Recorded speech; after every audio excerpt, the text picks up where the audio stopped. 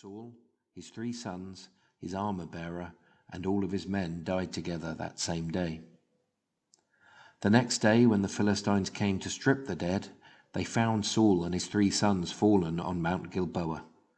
They cut off Saul's head, stripped off his armor, and sent messengers throughout the land of the Philistines to proclaim the news in the temples of their idols and amongst their people.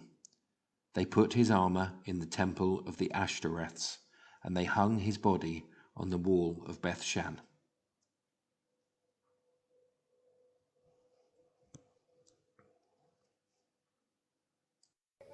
So this is the city of Beit She'an, and you can see in the background there you have the original city that was originally a Neolithic settlement, and then it became, in biblical times, the Canaanite city. And in front here you've got, from the Hellenistic and the Byzantine period, the sort of later city. We've got over, I think there was a temple up the top here. We'll investigate, but this looks like the Colosseum. We'll go and have a look over there. Or the theatre, not the Colosseum. We'll go and have a look and let you know what we find. So this is the theatre we're coming to. Theatre was apparently built in the 1st century AD. What we've got here is the Byzantine renovations. It's pretty impressive now. It says in the guidebook that there were 3 tiers of seating originally here, so it would have gone all the way up to here, and that the backdrop of the stage here was meant to be 20 meters or so high. Can you imagine that, going all the way up to there?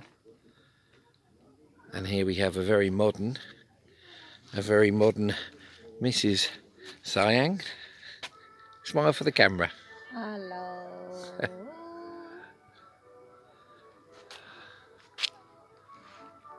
Somewhere over there we have our travelling companion. One of the stories in the Old Testament that intrigued me the most is King Saul going to the witch of Endor, and the witch telling him, he's saying, when am I going to die?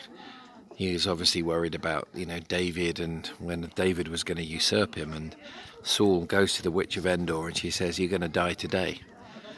And I've always found it incredibly brave that Saul, it then says Saul strapped on his armour and went out to battle, and he died in that battle with his sons, including Jonathan, David's best friend.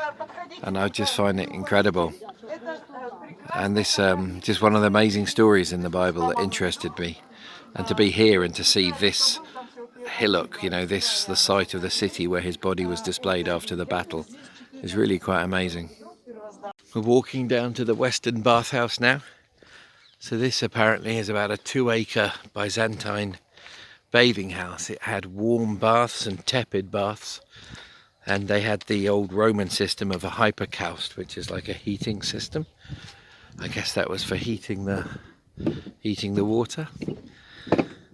And the archaeological evidence suggests that there would have been mosaics and plastered walls, so not at all what you see here, which is this sort of dark black basalt type rock, but really quite a complex structure. Lovely columns.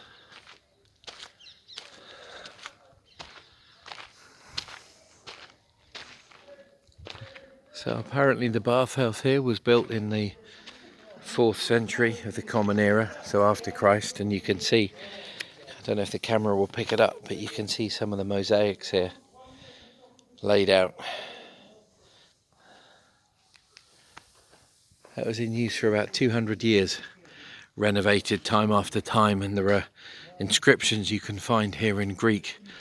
So the Byzantine type inscriptions just talking about, the different renovations that went on here and who renovated it and why.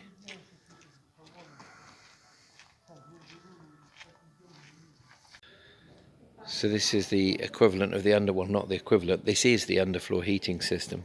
So all these little upturned pots, they're effectively pillars, and so the floor would be based on the top of these, and there would be furnaces outside the walls. I have no idea if that's one of the gates for the furnaces, probably not, looks like a normal gate, but there would be furnaces outside the walls that would be stoved by the slaves, and they would bring in hot air under the floor, and then the hot air would be circulated around these pillars and then through vents in the wall and then up chimneys to the roof.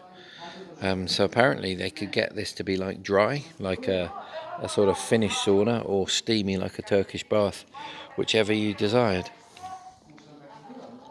What I find interesting is if you look at some of these hypocaust pillars, you can see the tops of them. They've got these little sort of cylindrical, almost like washers piled on top.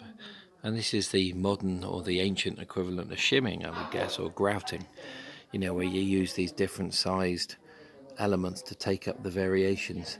Obviously the floor had to be flat at the top, but you were putting these pillars on a fairly uneven ground, I'd guess, so you probably had a reasonably standard height of pillar, and then you put in however many little blocks of semicircular rock you needed to make up the gap between the pillar and the floor.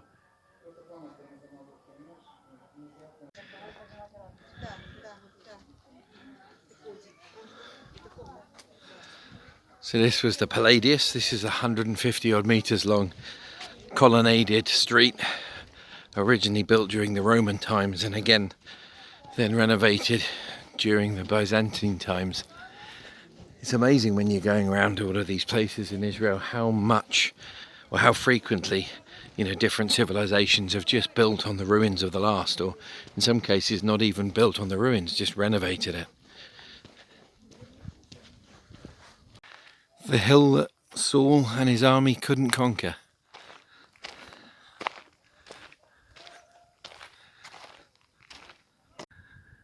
So here we are, we're on top of the hill of Beit She'an. You can see over there, that's the mountains or the forests of Gilboa.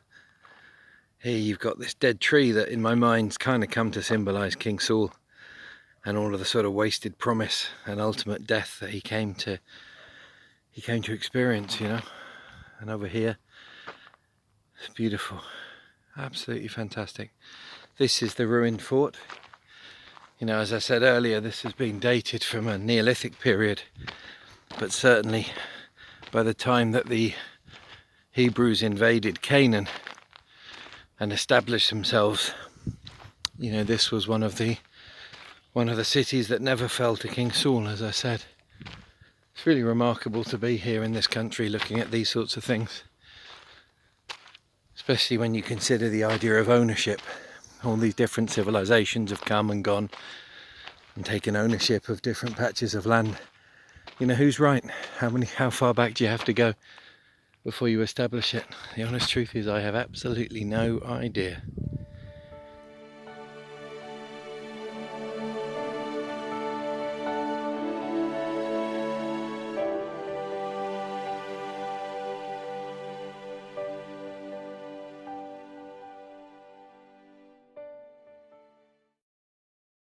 This is the temple of Zeus on top of the mound again, and you can just see from the Roman times, obviously, you can just see the size of the column bases here. Just imagine how high and how wide these columns must have been. And what I was talking about earlier, civilization upon civilization.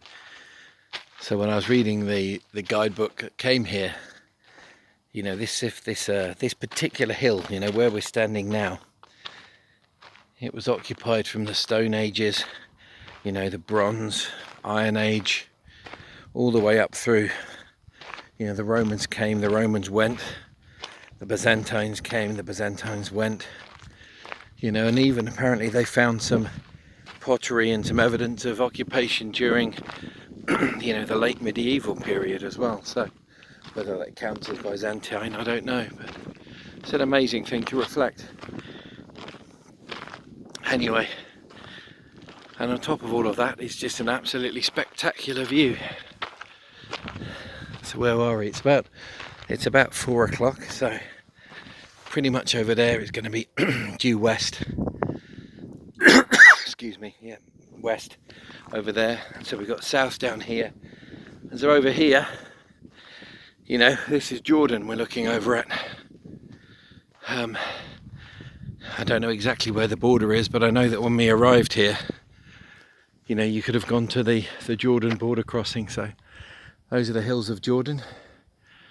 And then up there, Just beyond that little dip there, you've got the Sea of Galilee up there.